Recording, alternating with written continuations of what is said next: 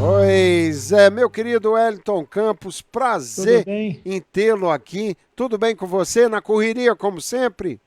Para variar. Desculpa aí o mau jeito. Vou até trabalhar contigo aqui, agora sim. E preparando aqui um vídeo até do Luiz Castro, né? Que é o técnico do Botafogo, para a gente mostrar aí para os nossos amigos. É que é tudo uma correria, meu ídolo.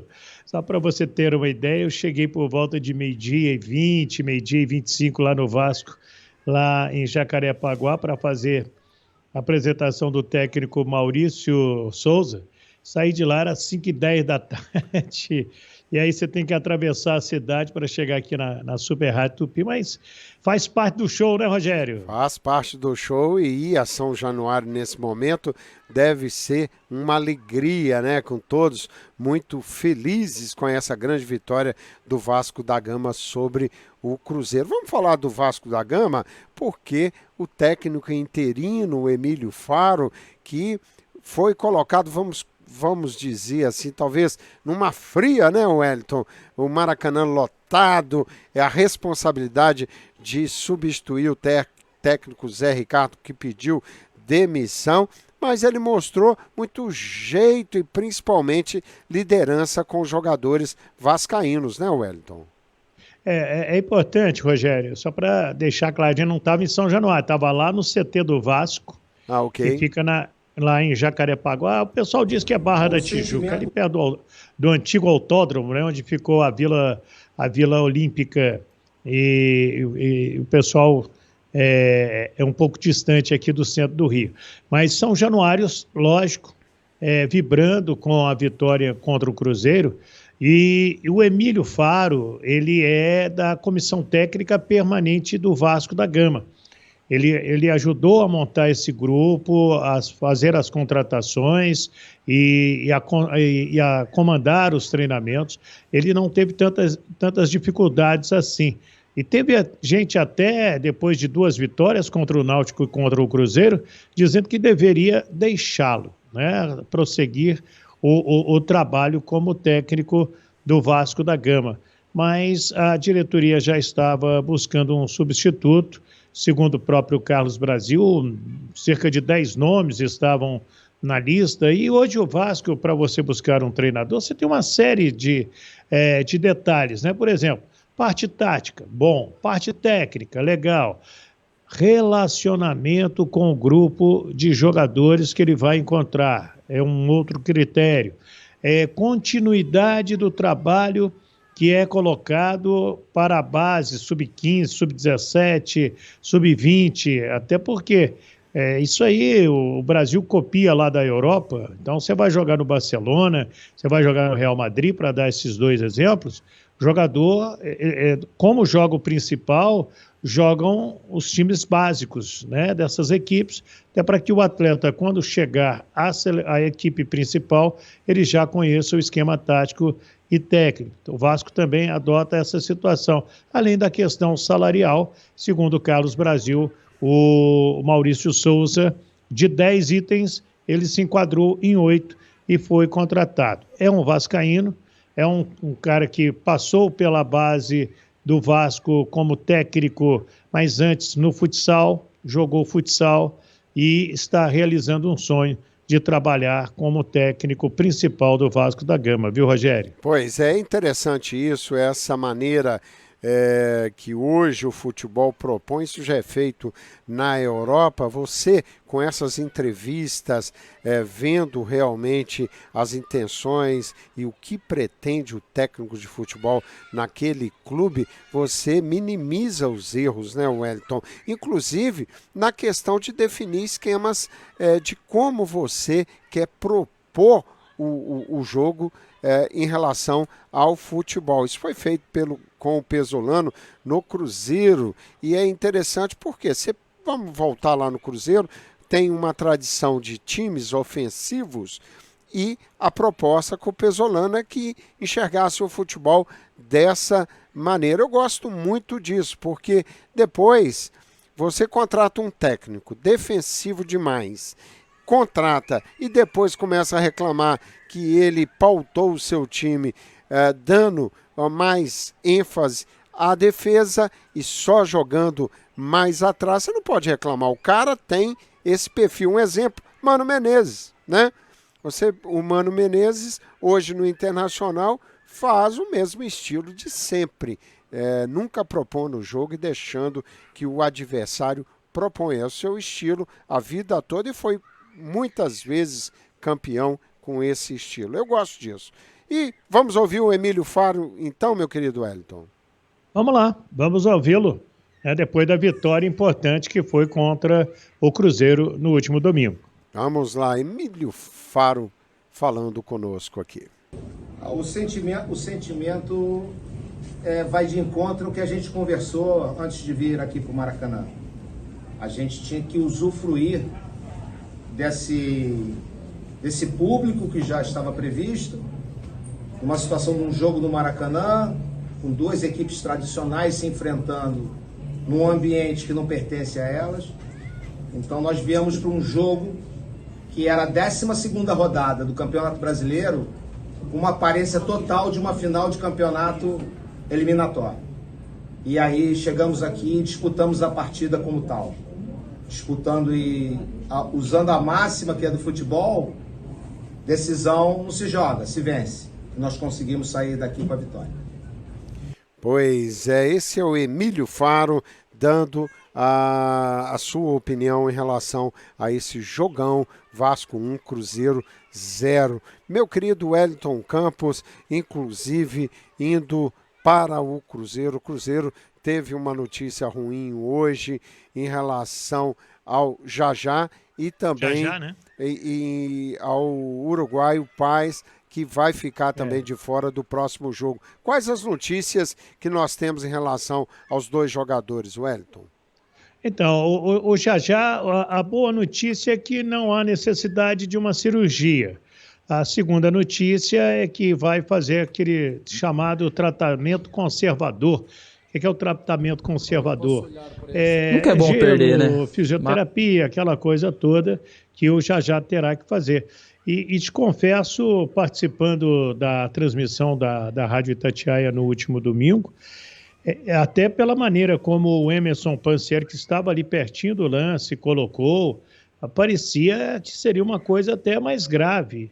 E até me preocupou mais quando a Maca saiu ali de perto do banco do Vasco para atravessar o campo praticamente e buscar o Jajá. Só que aí ele dispensou a Maca, veio caminhando. Eu falei assim, opa, o cara veio caminhando, já não como diria, é sério, mas não é tão sério assim, né, Rogério? Então foi constatado hoje que há uma lesão, deve ficar aí de 2 a 3 semanas fora, é um período importante. E o Paes, ele também teve uma lesão, mas é menos preocupante do que foi o Jajá em termos médicos do Cruzeiro. Inclusive, eu te passei essas informações aí mais cedo. Pois é, na realidade, Wellington, eu tive a impressão, vendo e revendo o lance, que o Matheus Barbosa atingiu o Jajá no tornozelo e não no joelho. E a impressão que me ficou é que o Jajá realmente teve a entorse no joelho naquele lance dentro da área do Vasco, no qual ele já estava mancando e tenta rodar em cima do zagueiro vascaíno e a partir daí ele caiu e não levantou mais. É isso aí, a sua descrição está muito boa e a imagem da TV também te ajudou, porque você não estava no Maracanã, né, Rogério? Sim. Então aí te permitiu essa conclusão.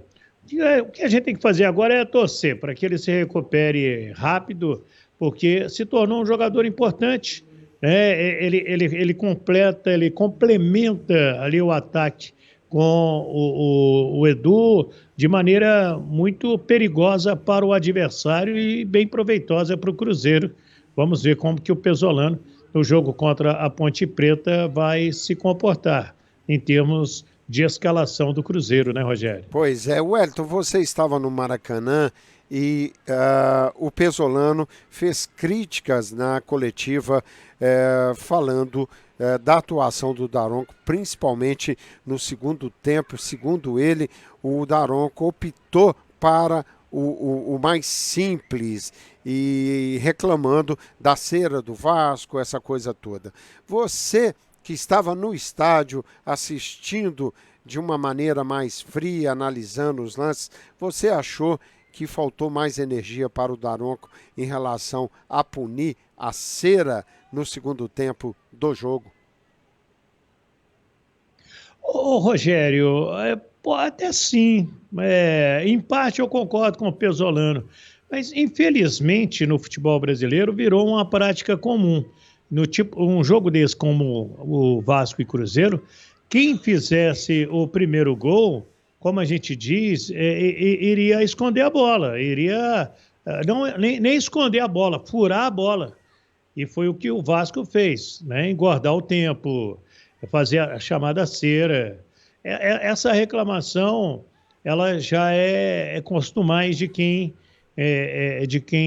perde nesse tipo de jogo. E só tem uma solução. Sabe qual é? Qual? O árbitro, por exemplo, dá 8 minutos, 9 minutos de acréscimos. E aí o cara, mas por que não? Eu estou dando. Eu chamo o capitão aqui, ó, o bonitão. Eu tô dando esse acréscimo aqui porque seu time fez cera. Tá? Avisa o seu treinador, avisa os seus companheiros que eu estou acrescentando o tempo em que vocês engordaram o jogo. Agora, o antijogo faz parte do jogo? Infelizmente, o antijogo faz parte do jogo, Rogério. Mas isso seria uma alternativa interessante, e eu só trouxe esse destaque do Pesolano porque até então não tinha visto o Pesolano reclamar de arbitragem. Aliás, ele fazia questão de ficar fora desse processo e se mostrou realmente descontente com a atuação do Daronco no segundo tempo da partida. E o William Oliveira fala desse jogo, né, Wellington? Para ele já é hora do Cruzeiro dar uma esquecida no Vasco e pensar na Ponte Preta, o jogo de quinta-feira, que já tem mais de 50 mil torcedores com seus ingressos, Ronaldo Fenômeno na cidade, e é um jogo importantíssimo. Se o Cruzeiro quer dar uma continuidade no jogo, fica à vontade, porque a camisa é igual. A camisa da Ponte Preta é igual à do Vasco da Gama. Então, finge que é o Vasco e dá uma cacetada na ponte. Derruba a ponte, Rogério. Pois é, e na realidade... Vamos ver aí, William. Vamos, e o público até agora há pouco era superior a 57 mil pessoas. Vai lotar o Mineirão realmente. Vai botar a gente pelo ladrão com a maior certeza. Vamos ouvir o William Oliveira. Nunca é bom perder, né? Mas nós sabemos que com toda derrota, seja vitória, nós conseguimos tirar tudo aprendizado, muitas coisas positivas, muitas coisas que nós fizemos que não nos agradou. Eu particularmente, eu sou um cara muito crítico ao meu desempenho. Eu sei aquilo que me agradou, eu sei aquilo que eu não fiz bem, aquilo que eu fiz bem também. Mas é bem isso. Eu acho que nós fizemos um bom jogo. Foi um jogo grande, um jogo de detalhe, e acabou que a oportunidade que eles tiveram, eles concluíram bem e saíram com a vitória, mas seguimos. Já estamos pensando na quinta-feira, pensando na Ponte Preta, e esse é o objetivo. Já estamos na nossa preparação para isso.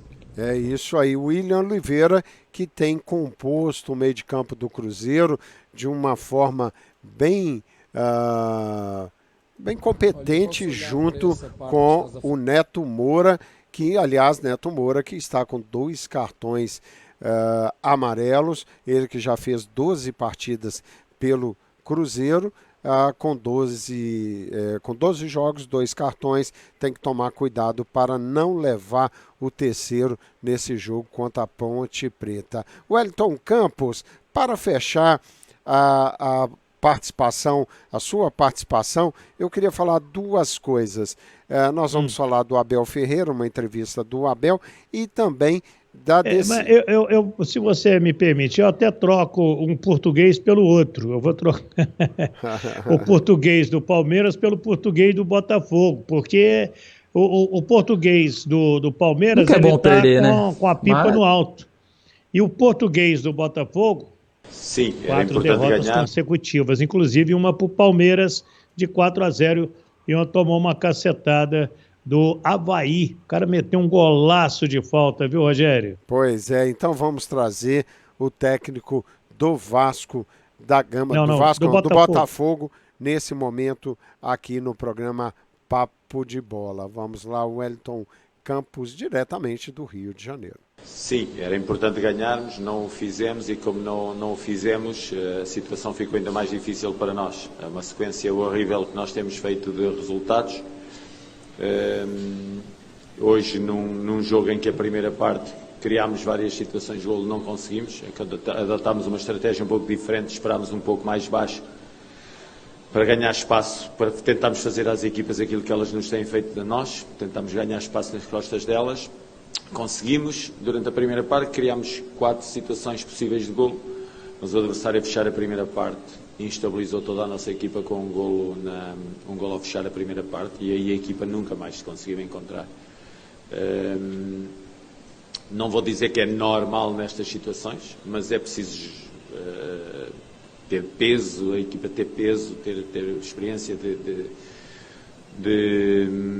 destas situações para dar a volta na segunda parte da situação que nos estava a acontecer. Não teve essa capacidade, perdemos o jogo, aumentámos aquilo que são as nossas dificuldades no campeonato e o que posso dizer mais sobre isso? Posso dizer que se já estávamos pressionados para ganhar os jogos, aumentámos a pressão sobre os próximos jogos, claramente. Não há que escondê-lo, estamos muito pressionados para resultados. Se as coisas têm acontecido ao contrário no campeonato até agora, se temos começado mal e depois temos feito aquela série de jogos bons, era melhor para todos nós. Foi ao contrário, começámos bem e temos claudicado.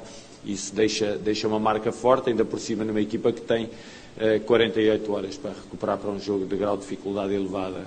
O próximo jogo na quinta-feira, às 4 da tarde, nem 72 horas temos, portanto, situação muito difícil para nós, sim, difícil. Precisamos que todos deem o seu melhor para darmos a volta à situação. Pois é, o Wellington Campos, uma ducha de água fria na torcida do Botafogo, né, amigo? Que andava muito animada com o time, que não vem tendo um bom desempenho, infelizmente, nesse momento. O Botafogo está na 17ª posição do Campeonato Brasileiro, é o primeiro dentro da zona de rebaixamento.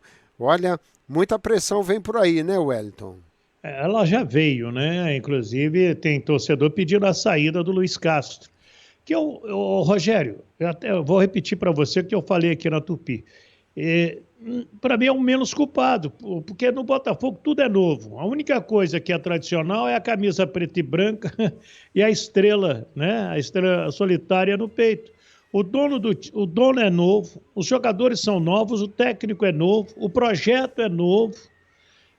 Agora, Wellington, você esperava então que acontecesse isso, o Botafogo tomasse 4 porradas de uma vez, 4 derrotas de uma vez? Não.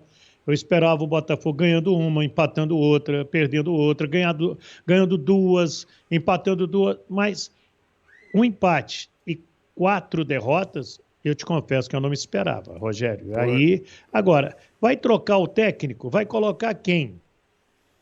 Não, será que é por aí? Olha, eu acho que ainda tem, na realidade, a pretensão do Botafogo, com certeza, é estar ali na tabela. Na 10ª colocação, 8ª, algo 7ª. Intermediário, buscando alguma Copa e tal. Então há tempo para se recuperar. Wellington, só para fechar, a FIFA vai alterar o regulamento da Copa do Catar para permitir os 26 convocados? Está fechado? Vai porque a Infab aprovou, né, ontem, como a gente já comentava aqui, e o regulamento da Copa é de dezembro de 2021, então ela vai alterar até a pedido dos próprios treinadores, e isso é bom porque os técnicos poderão convocar 26, você tem uma margem maior de jogadores para a competição, até porque nessa Copa os jogos serão a cada 3 dias, e você vai precisar de jogadores de reposição, e 15 jogadores no banco de reservas faz parte e vai ser importante. Não vejo como problema, não. Vejo como uma boa solução para os treinadores perturbarem menos, porque treinador reclama. Se o time está jogando, reclama. Se o time não joga, reclama. Se viaja, reclama. Se não viaja, reclama. Você já percebeu isso, não? Isso é uma grande verdade. Wellington, tempo estourou aqui. Muito obrigado, amigo. E a gente volta amanhã. Um abraço, Wellington. Forte abraço, Rogério. Sempre um carinho muito grande por você e por todos os nossos inscritos aí. Se inscreva lá no meu canal, Wellington Campos FC. Obrigado. É isso aí, esse é o grande jornalista Wellington Campos e eu vou agora com Tudo Azul Móvel lá na Radiance Financial Group entrevistar nosso querido Marcelo Menezes, contar a história desse grande brasileiro que faz um trabalho muito legal por aqui, uma história muito boa para o Tudo Azul Móvel. Obrigado, gente, e nós voltamos amanhã. Um abraço, obrigado por prestigiarem o programa Papo de Bola. Abraço!